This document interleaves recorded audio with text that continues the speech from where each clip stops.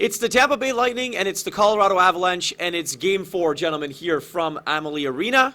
Our coverage on the fourth period is brought to you by Bitbuy. Go to bitbuy.ca/TFP to receive up to $50 when you open an account. Terms and conditions apply. Dennis, Nazem Kadri, likely a game-time decision tonight. How much does that change, if anything, for the Colorado Avalanche? I think it helps the team emotionally. I don't expect a lot from him production-wise. Broken thumb, right hand, top hand on the stick. You watch him in practice, he's not 100% shooting, but to me, he can play a 200-foot game. He can provide some forechecking pressure.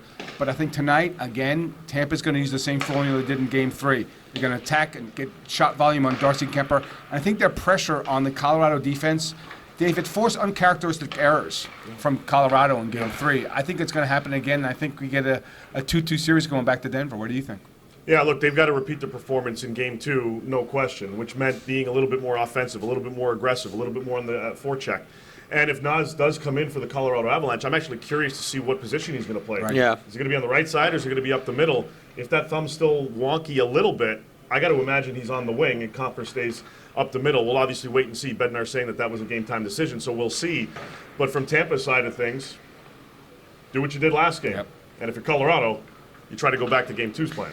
Well, you just mentioned that for the Tampa Bay Lightning. I mean, I think one of the things that they did really, really well, Dennis, was slow the game down, and they played the Tampa Bay hockey. And you know what? I think for them, heading into this game here tonight, you basically do that and try and add some more shots because they also were outshot last game as well. Yeah, I think they met their shot total of Game 2 5 minutes into period 2, Yeah. Game 3. Right. So that was a key for them. And I also think that momentum inside a game at 1-0 Colorado, Tampa didn't let that get to them. They didn't start making errors and try to rush the game. And like you said, they slowed the game down. They slowed the pace down. They're certainly not the faster team, Dave. But the way they performed in Game 3, I just think Coop says, look, let's roll that out and run it back for Game 4. Yeah, and if you're Colorado, you want to match that. You want to keep that going. Yeah, if Tampa's going to try to slow things down a little bit, fine, so be it. But at the same time, you know you're a tremendous puck possession team. You own the possession battle in the first 2 games of this series. So if you're the Avs, you've got to kind of go back and forth. I'm expecting a lot of back and forth tonight, a lot of shot-for-shot type of action. We may not necessarily see a ton of goals, but I do think we're going to see a lot of going back and forth here in this game. And that might be ultimately to Colorado's benefit. But the Bolts proved in Game 3 that they can do the same. I feel weird and awkward saying this, Dennis, but where's Nathan MacKinnon really been in this series? I mean, look, he's there. You see him. He's flashy, does everything, but really, where has he been in the series? Yeah, it's time for MacKinnon to score a couple of goals, right? He's very, very valuable. I think the key for him and the entire Colorado offense is to get in shooting lanes better. There was a ton of blocked shots. They had great opportunities, open looks, and then Tampa just closed and blocked shots. Tonight, Dave, I think they got to just figure out better shooting angles, better shooting lanes, and try to get more shots at Vasilevsky.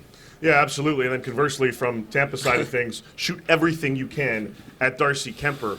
And look, if I'm the coaching staff, if I'm Bednar and the group behind the bench, if it's 2-0 early, 3-0 midway through the first period, it's 2 strikes and you're out for me for Darcy Kuemper. So that's going to be certainly something to watch. And you know that Tampa's going to want to try to do that and get him out of the game. They only put up 8 shots against Francouz. They weren't that big quality chances. They managed to score 1 goal. But from Tampa's perspective, throw everything you can at Darcy Kuemper. I expect to see more shots tonight from him. And that doesn't necessarily mean you've got to be high quality. Just throw everything you can at him, hope for a rebound.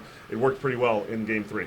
It's hot. It's humid. It's Game 4 between the Tampa Bay Lightning and Colorado Avalanche. Gentlemen, a little bit later on tonight.